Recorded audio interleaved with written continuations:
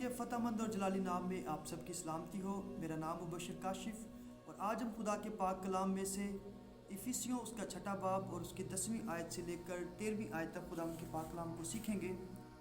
यहाँ पर लिखा हुआ है, गर्ज खुदावंद में और उसकी कुदरत के ज़ोर में मजबूत बनो, खुदा के सब हथियार बांध लो ताकि तुम इब्लीस के मुकाबले में कायम रह सको। क्योंकि हमें खून और गोश्त से कुश्ती नहीं करना है, बल्कि हुकूमत वालों और इख्तियार वालों और इस दुनिया की तारीकी के हाकिमों और शरारत की उन रूहानी फ़ौजों से जो आसमानी मुकामों में हैं। इस वास्ते तुम खुदा के सब हथियार बांध लो ताकि बुरे दिन में मुकाबला कर सको और सब कामों को अंजाम देकर कायम रह सको। खुदावंद के पाक कलाम का पढ़ा और सुना जाना हम सब के लिए बरकत का बाइस हो। आमीन। मेरे अज़ीज़ों, ये जो ख़त इफिसियों की कलीसिया के नाम है, ये पौलुस रसूल ने ख़त लिखा। और पौलुस रसूल जब ये ख़त लिख रहे थे तो तब वो कैद में मौजूद थे।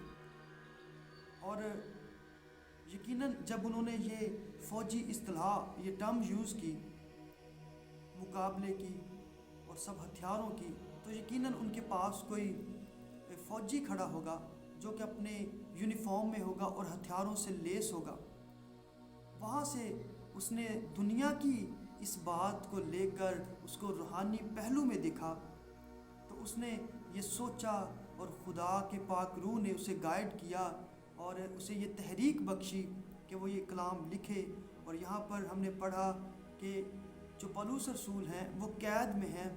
मेरे अज़ीज़ों, आज मेरा जो बात करने का यहाँ पर इस पहलू पे मकसद है वो ये है, क्योंकि आजकल सबसे ज़्यादा हम एक दूसरे की मुखालफत में हैं और हम समझ रहे हैं कि जो फेस हमें नज़र आ रहा है बेसिकली यही काम कर रहा है, यही हमारे खिलाफ है।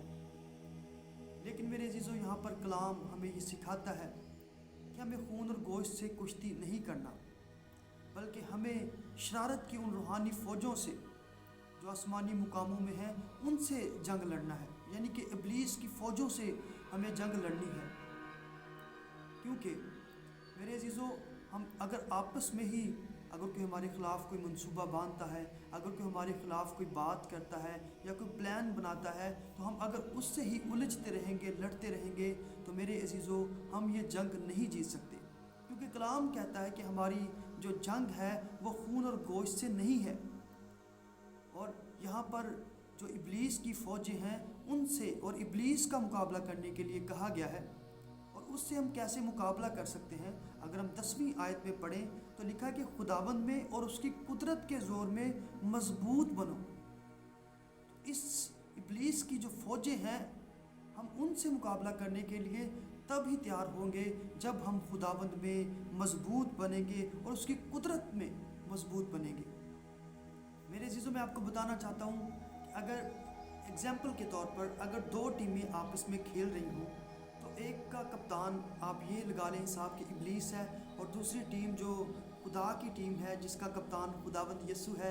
अगर दोनों का मुकाबला है तो आपसे ये पूछने की ज़रूरत नहीं पड़ेगी कि कौन सी टीम जीतेगी। यकीनन जो हर चीज़ पर गालिब है, जो हर चीज़ पर फातिह है, वही जीतेगा, यानी हमारा खुदावंद यीशु मसीह। तो मैं आपको बड़े दावे के साथ और बड़े ही ईमान के साथ ये कहना चाहता हूँ कि मेरे अज़ीज़ों, हम खुदावंद यीशु मसीह जो हमारा कोच है, जो हमारा रहनुमा है, हम उसकी टीम में शामिल हैं। और उसकी टीम, क्योंकि उसका कोच मजबूत है, अगर टीम का कोच मजबूत है तो वो अपनी टीम को भी मजबूत करता है। हमें बस एक चीज़ पर फोकस करना है कि हमने अपने कप्तान की, अपने कोच की जो इंस्ट्रक्शंस हैं उनको फॉलो करना और उन पर चलना है, तो हम ये जंग जीत जाएंगे, हम ये मुकाबला जीत जाएंगे। क्योंकि इब्लीस पहले से ही हारा हुआ है। हमारे कोच ने, हमारे खुदावंद यीशु मसीह ने उस पर फतह पाई है, उस पर गलबा पाया है और वो फातिह है। और कलाम कहता है कि वो हमें भी फतह से बढ़कर गलबा दिलाता है। सो मेरे अज़ीज़ों, हमें ये जंग जिस्म से नहीं, खून से नहीं लड़नी,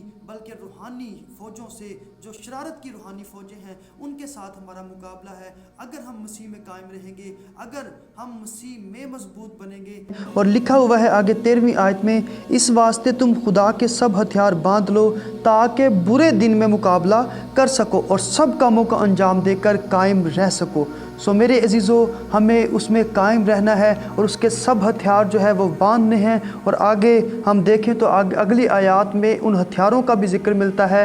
वो हथियार कोई फ़िज़िकल हथियार नहीं है, जैसे कि कोई गन, तोपें वगैरह नहीं, बल्कि कलाम खुदा में लिखा हुआ है, बस सच्चाई से अपनी कमर कस कर और रास्तबाजी का बख्तर लगा कर और पाँव में सुलह की खुशखबरी की तैयारी के जूते पहनकर और उन सब के साथ ईमान की सिपर लगाकर कायम रहो, जिससे तुम उस शरीर के जलते हुए तीरों को बुझा सको और निजात का खूद और रूह की तलवार जो खुदा का कलाम है ले लो।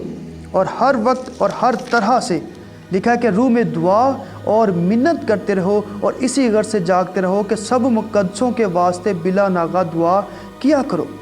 सो मेरे चीज़ों, ये जो हथियार हैं, हमने ये वाले हथियार पहने कि सच्चाई और रास्तबाजी और पाँव में सुलह की खुशखबरी के जूते और ईमान की सिपर, और इसके साथ लिखा हुआ है कि निजात का खूद और रूह की तलवार जो कि खुदा का कलाम है। ये मेरे अजीज़ों हमारे हथियार हैं। और आगे लिखा है कि हर वक्त और हर तरह से तुमने क्या करना है, रूह में दुआ और मिन्नत करते रहना। मेरे अजीज़ों, ये हथियार हैं जो हमने पहनने हैं और ये पहनकर हम इब्लीस का मुकाबला कर सकते हैं और उसके सब तीरों को हम बुझा सकते हैं जो किसी तरह से भी, किसी तरफ से भी आकर हमें घायल कर सकते हैं, हमें हलाक कर सकते हैं। और अजीज़ों, ये वो हथियार हैं जो हमने पहनने और लगाने हैं जिनसे हम इब्लीस की सारी फ़ौजों का मुकाबला कर सकते और उस पर फतह पा सकते हैं। सो खुदावंद आज के कलाम के वसीले से मुझे और आप सबको बड़ी बरकत दे। आमीन।